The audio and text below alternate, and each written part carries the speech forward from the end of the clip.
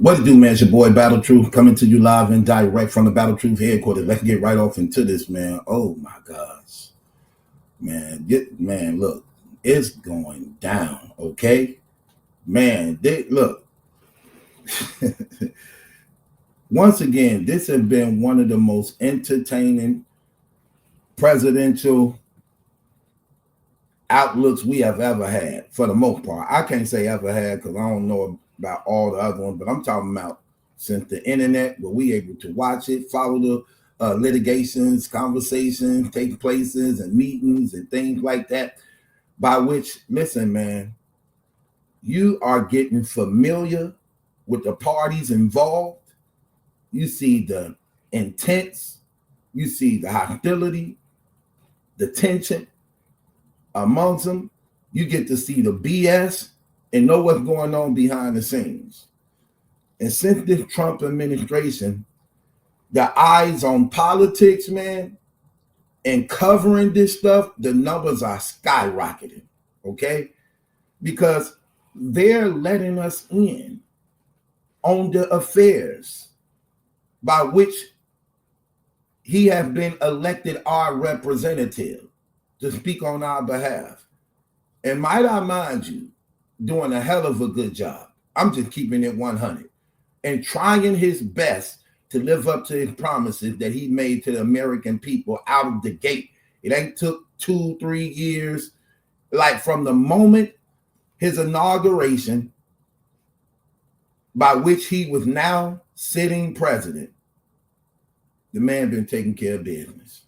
Right? No matter how you feel about him, the man been taking care of business and literally trying to do right by the American people. Now, in this meeting that they just had at the Oval Office, Volodymyr Zelensky, the president of Ukraine, was invited to have the sit down so that the negotiations of ceasefire and ending the war between them and Russia can be over with the United States mediating.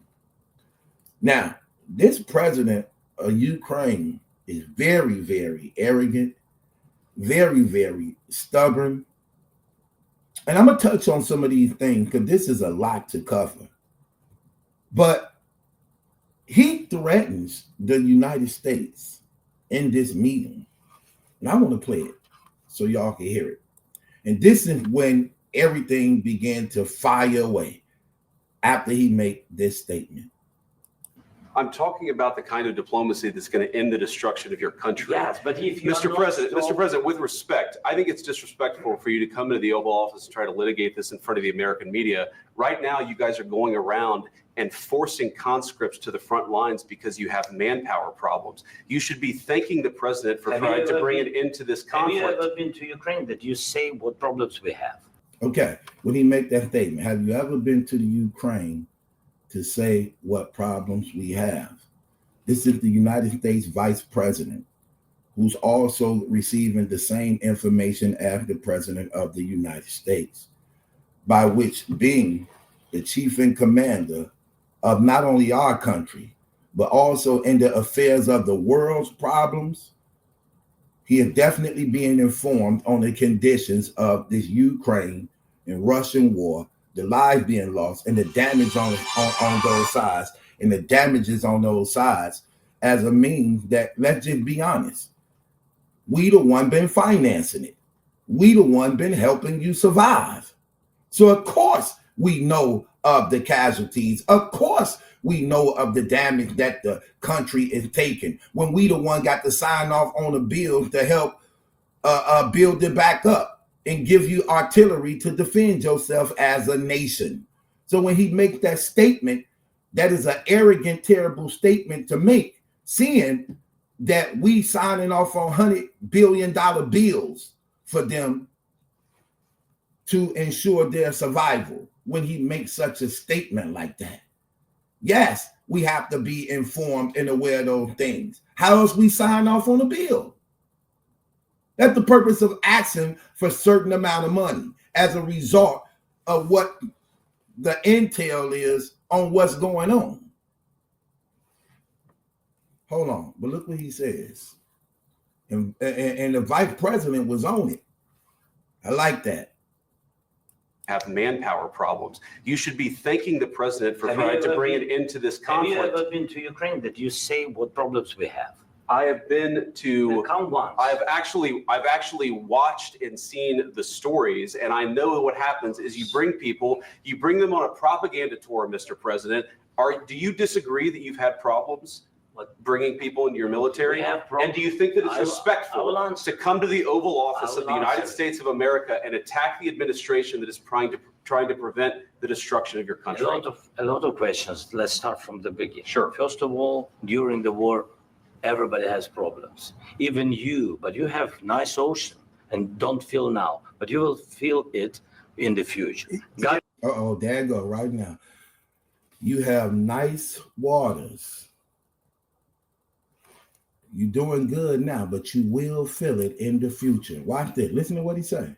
The destruction of your country. a lot of questions. Let's start from the beginning. Sure. First of all, during the war, everybody has problems. Even you, but you have nice ocean and don't feel now, but you will feel it in the future. See, you have nice waters and you don't feel it now, but you will feel it in the future. That is a threat. That is a direct threat.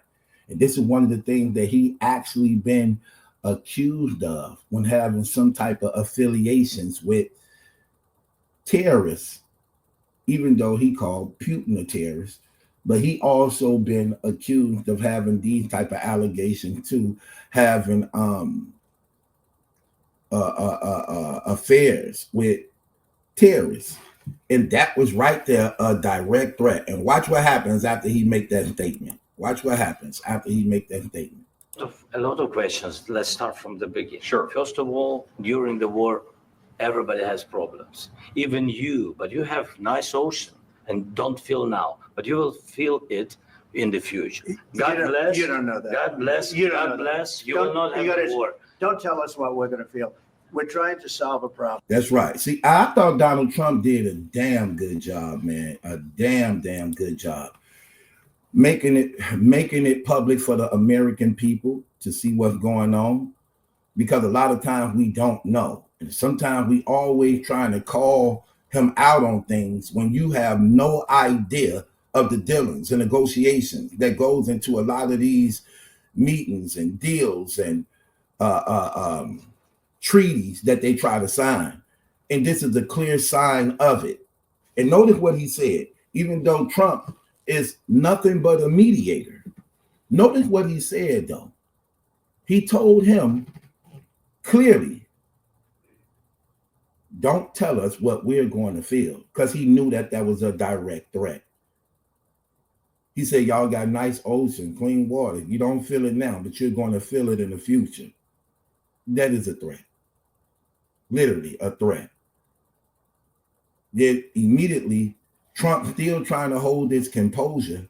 He recognized it was a threat, but still trying to get this negotiation done, to get two stubborn parties to come to terms. Something that Biden wasn't able to do, but yet, again, this is what Trump been saying. They don't respect the Biden administration, but they know I'm a man who handles business. At the same time, I'm trying to do the right thing, but don't push me, because I will put you in a position where you will lose. You will lose. We're going to talk about his relationship with Putin. And we're going to talk about what Zelensky makes a statement, again, in his ignorance that he's not getting. We're going to talk about that. And I'm pretty sure some people don't really cover this properly, how it's supposed to be in the political realm, because they don't touch on things that's obvious, that I want to touch on, that Zelensky actually brought up and said, and that people look at it the wrong way, as far as like what he was saying about the relationship with Donald Trump and Putin, by which he feels threatened to some degree. So I want to touch on that a little bit in another blog, but I want to continue this one right here. So in this, that was a direct threat. Clearly, that was a direct threat, letting it be known about the United States. Like, yeah, y'all got beautiful waters and beaches and things like that, and you don't feel it right now, but you will feel it later. In other words, that's some saying that something is going to happen to the United States, that even though you got beautiful beaches and sand and clean water, later on in the future, you're going to feel the effect of whatever it is that he's threatening, by which you will no longer have beautiful beaches and clean water. That was a threat. And Donald Trump immediately checks him. Hold on. Even though, remember, he was just talking to the vice president. Then Trump come in and immediately check him like, hold on, look, don't tell us what we gonna feel. Watch this. Nice ocean and don't feel now, but you will feel it in the future. God bless. You don't know that. God bless. You don't. The war, everybody has problems, even you, but you have nice ocean and don't feel now, but you will feel it in the future. God bless. You don't know that. God bless. You don't God know that. bless. You will not have a war. Don't tell us what we're going to feel. We're trying to solve a problem. Don't tell us what we're going to feel. I'm not telling you. Because I'm you're in no answering on position this to question. dictate that. That's exactly Remember what this. you're doing. You're in no position to dictate what we're going to feel. You We're will- going to feel very you will good. feel influenced. We're going to feel very I'm good and telling very you, strong. You will feel influence. You're right now not in a very good position. You've allowed From the yourself very- to be in a from very the very bad position, beginning and he of the happens war. to be right From about the it. very beginning of the war. You're not Mr. in a good Brown, position. I You was don't have the cards right now. With us, you start having not playing cards. cards. Right now, you don't. I'm very You're playing serious, cards. Mr. President. You're I'm playing very cards. serious. You're I'm gambling the with the president lives in of war. millions of people. You think- You're gambling with World War III. What do you You're think about? gambling with What do you World think about? War III. Okay, facts. That's what I'm saying. That's what I'm liking. See, here's the thing that people need to stop doing. Stop trying to come up against Trump. He's the president. You're not going to change that. Okay? Rally around your president. Give him good advice. Keep him up in prayer. This is a hard job to do that so many of y'all think is so simple and easy to do when you're dealing with different personalities and different nationalities who have their own religious background by which they stand and govern their country on that's contrary to yours. At the same time, trying to do right not only by your people, but also for theirs who they ignorantly depreciate and undervalue as a means of being put in position of power by which they abuse. And the crazy thing about it is the United States is so comfortable as a result of how powerful God has blessed this nation, as a result of being a Christian nation. I might have to remind y'all, because that's exactly why it's blessed. Because it is a Christian nation. This is the nation that pours out the majority of the gospel that's spread all throughout the world, by which people are being saved of all nations, all people, as a result of the preaching and teaching of the gospel that's being poured out through the United States and a lot of those countries where it's illegal. And as a means of that, God has protected the United States. God has blessed the United States and surrounded it with powers and allies as a result of the preaching of the gospel. Whether y'all accept it or not, we can care less about atheists. We can care less about people who don't believe in Jesus Christ. But the fact remains is the United States is a Christian nation. It is the biggest religion in this country. Christianity. Okay? It is. And you don't have to respect it, but it's the truth. And every day, the gospel is being poured out from out of this country, going into other countries. And those countries that's being rebuilt, you always have Christian missionaries going over into them countries, helping building and teaching Jesus Christ, that lives may be saved and changed. Period. So when you Americans steady whining and complaining about things you can't change, get behind your president and support him. Get behind your president and support him, because your support helps him do better. When he know that you supporting him, when he know that the American people is looking onto him to do right, it forces him to continue to stay on the right path. That's what it does.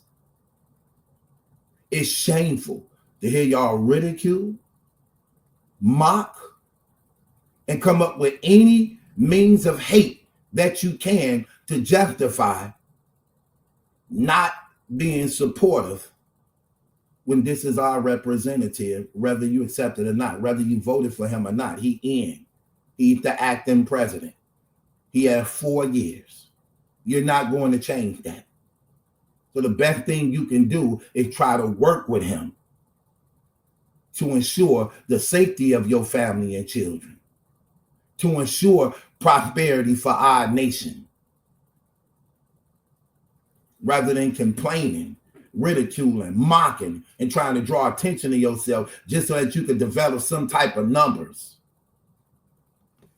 or make your party hopeful for the next go around. As the people, we supposed to do right now for one another. So even if you're a Democrat, your whole thing is to make sure that you support your president, give him good advice, right advice, true advice. Because being the president, you're elected on behalf of the people and show and represent, being a representative of the living God, to do the right thing regardless if you're going to be popular or not. You are to do the right thing because you serve as a representative of the living God for the people, whether they believe or not. That's exactly what this man just did. He's very arrogant, the president of the Ukraine. He's in denial of what's going on.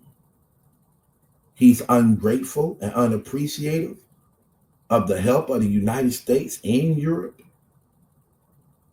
And if you actually watch this and you saw this, the vice president is right.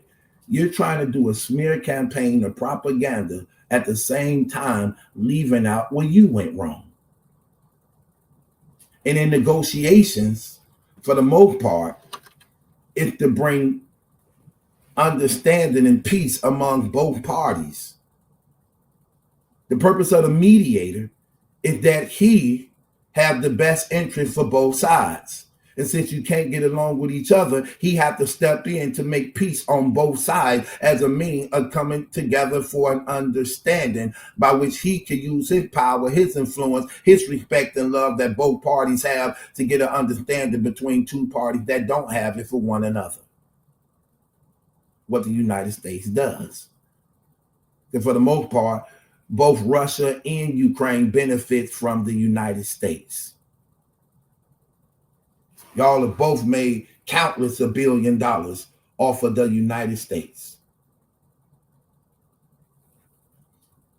And it's not the United States' fault that y'all are in this war. So for him to make that statement, that threat against the United States, at the same time being unappreciative of the support that we gave them both financially and military, by which they are able to survive and literally fight, it was a slap in the face. And I think we have a president who got guts, because Biden probably wouldn't have said nothing. Obama probably wouldn't even say nothing. But thank God we have a president with guts, who not afraid, who want to do right, but at the same time show a strong fist.